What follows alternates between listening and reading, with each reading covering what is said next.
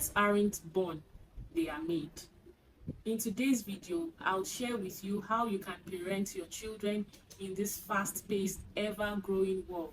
I am a mom of three with children under age 10 and all in different growth phases of their lives. How can you, as a busy mom, parent your children in this new or modern age where everything is just flying around? The first one is to give your children responsibility early. Don't say that my 2-year-old, my 3-year-old is too small, she doesn't know what she's doing, he doesn't know what he's doing. That is not true. Children were not born as dummies. They have a functioning brain and they learn very fast. I remember when my third child arrived, the brothers were always around me, and whenever I needed to get maybe her wife's a bib or socks, I tell any one of them, help me bring it, bring that wipes for me, get me one diaper from the diaper box and all of that, and they do it. My 2-year-old, who is so amazing and with a strong personality, I cannot even say she doesn't know what she's doing, because she totally gets and understands everything she's doing. I'm doing chores, she comes around and says, Mommy, can I pick the broom? Can I pick the brush? I'm like, no, go clear your shoes, remove your shoes from that place, put your socks where it ought to be. She's 2 years old, but she's learning to be responsible early in life, because eventually you as the mom or the parents will be the one to bear the brunt if you don't start teaching your children this thing called responsibility early in life. The next one is order and structure. God, who made us, is a God of order. If you go through scriptures, you'll see how God created everything that we see today, even man, even you. We have to ensure that we put in place order and structure as we parent our children. You set routines. Don't just leave everything open. I hear, in fact, not just what I've heard. I remember when my first child used to sleep by 11 p.m. It was a lot, and I wondered, yeah, he was not one to sleep early, but was there something I could do? Was there something his dad could do? We began to enforce a bedtime that would work. Having spent all his energy, drained himself, we set up a bedtime, and we kept on reminding him, it's time to sleep. It's time to sleep. At a point, he will go to the room, he would lay on the bed and start acting drama all by himself. Eventually, he would sleep off. There is a time to do things, and there is a way, the how to do things. Don't just leave everything open and then enjoy the chaos. You cannot even enjoy the chaos. When they return from school, their uniforms are not still on while doing their homework. They should remove their uniforms, maybe get a cold bath or shower, have dinner or snacks, or just go ahead to do the homework that they ought to do.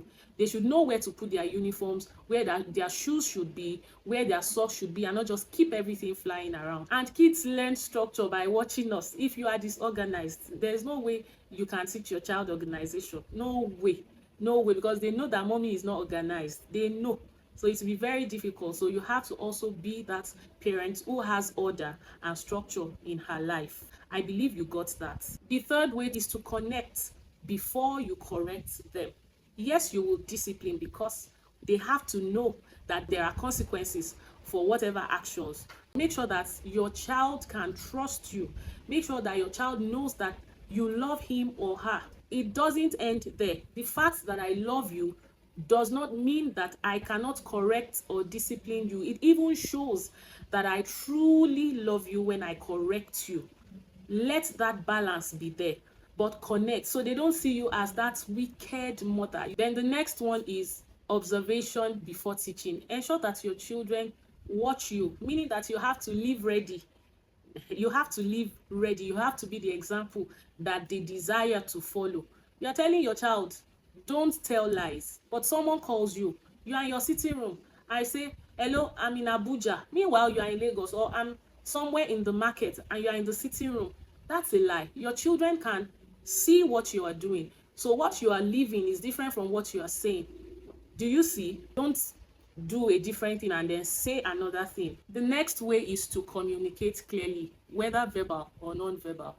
Yes, I remember a time when my son interrupted me in the middle of a conversation and I almost snapped at him, but I remembered that I had not communicated to him that when adults are conversing, when they are having a discussion, you don't come to interrupt. You wait for the moment of silence, or you observe when the conversation has ended, then you can come in. So I saw that I needed to have communicated that to my child, because communication is everything. It is everything. You cannot say that your child is doing this when you have not also explained the reason they shouldn't do that thing. Also, there are those moments that communication will be immediate. You see your child wanting or moving towards a harmful object, and you are quiet. Of course, your instinct will say, no, don't touch it. No, don't do that, right? So you have to, as a parent, know when to communicate verbally and immediately, and when to communicate non-verbally. And I'll give another instance of a non-verbal communication. I remember when I was really young, my mom had told us, we are going out now. If they give you anything where we are going, don't eat it. And I remember getting there, and they brought the jollof rice, and I ate. My mom was winking, but I still ate because I could not resist the jollof rice. On getting home, diarrhea. And you know our African moms now, I will not say so much about that, but that incident is stuck in my head. So I ensure that I also have cues that I give my children when we go out. So balance it. This second to the last way to parent your child well is be humble as a parent. We are all growing. Remember the first thing I said when this video started? Parents are not born, they are made. You are still a work in progress.